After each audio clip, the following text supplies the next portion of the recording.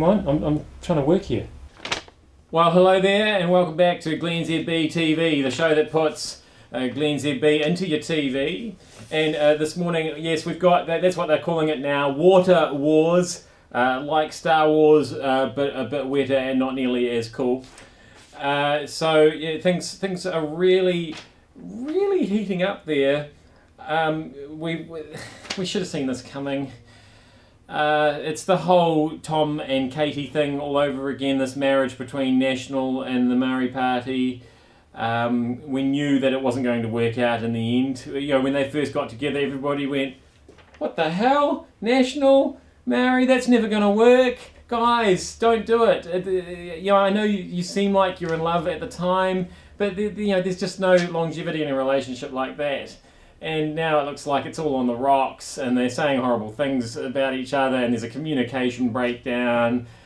Before you know it, they'll only be talking to each other through their lawyers, and they'll be fighting for custody over Hone Harawira, and it'll be a tragedy. So, you know, I mean, I really hope that they can pull through couples counselling or something, I don't know, but I don't think it's going to happen, to be honest, and it's all because of the water. So, yeah, watch this space. I've got more thoughts on Sonny Bill Williams because I after yesterday, I mean, I know it's not really in the news today because he's made his decision and announcement and everything, but I've been thinking, you know, every time there's a story like on TV about Sonny Bill, we get the footage of him changing the jersey at the Rugby World Cup, and this seems to be all at least 50% of the audience out there care about with Sonny Bill. I think that's a weird thing to be famous for, isn't it? Because I also have massive moobs and struggle to get a tight jersey over that. And I noticed on the footage, you know, there's a guy actually helping him get it on. His moobs are that massive. Mine aren't that massive. I can actually get my own jersey on. So, yeah, maybe that's why Sonny Bill's gone, because he's just embarrassed about the moves, because I would be. This is quite an important story here, which you may not have heard about up until this point. It's you may not be able to read the writing. I'll just hold it a bit closer. It actually says coffee. I don't know who's doing graphics today, but I'll have a word because that's pretty messy. Coffee machine crisis. Okay, yeah, this is the work coffee machine, and for quite some time now, while it's sporadically been dispensing coffee, not so much the hot chocolate. And of course the major issue here is when you want the mocha, it just tastes like coffee again. So I don't know what we can do about this. Can we get an inquiry going? Some kind of parliamentary committee? I don't know, but it's very important. Politicians do come in here for interviews and things, and we need to be able to serve them a nice frothy mocha should they ask for it. So yeah, it's kind of like a national story, that one. So you know, watch this space, and I'll keep you informed of more developments. We've got bad news for the Timaru port this morning. Now, this is an interesting one to me because I've got to kind of admit that I didn't really realise that Timaru had a port, or even was actually that close to the water, or even quite sure where it was. But apparently some of the bigger shipping companies are pulling out, and they won't be unloading their ships there anymore.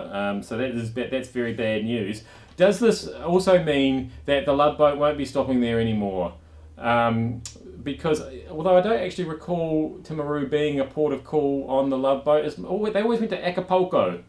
Always wanted to go to Acapulco and see the cliff divers. That always seemed to happen on the love boat. So do they have cliff diving in Timaru? It sounds like the kind of place that might have cliffs, so maybe. And we'll finish up with this very exciting story. Justin Bieber in a high-speed car chase. We're getting more and more details. It happened at the end of last week, but more and more details are coming out. The paparazzi sort of chased him up the freeway, kind of like Princess Diana style. And actually, he also has a really horrendous hairdo as well, so there's quite a lot of similarities there. They chased him in his chrome Fisker Karma, which is a car that I did not know much about. But it's a hybrid apparently, and so there's a lot of interesting questions around this story. Who knew that electric cars could drive up to 100 miles per hour? That's a surprise. Who knew that Justin Bieber was old enough to have his license? another surprise. I've got the graphics department to do a little mock-up of what these cars actually look like. I don't think we've got any in New Zealand. The Fisker Karma, it's chrome coloured.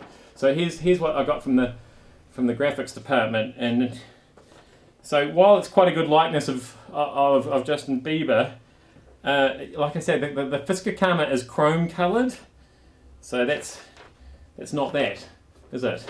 So yeah, again, I'm going to have to mark the graphics department down a bit there. I actually took one look at that and did my own graphics. So here's mine. That's my Fisker Karma. So you can see straight away that it's the Fisker Karma because it's got Fisker Karma written under it. These bits here show that it's going very fast indeed. And and these bits here, around here, see the sparkly bits showing that it is in fact chrome and not red like in that other try-hard picture. Okay, so there you go. So I think we can probably save some budget on Glennzb TV from here on in, and I'll just do my own graphics. What do you think?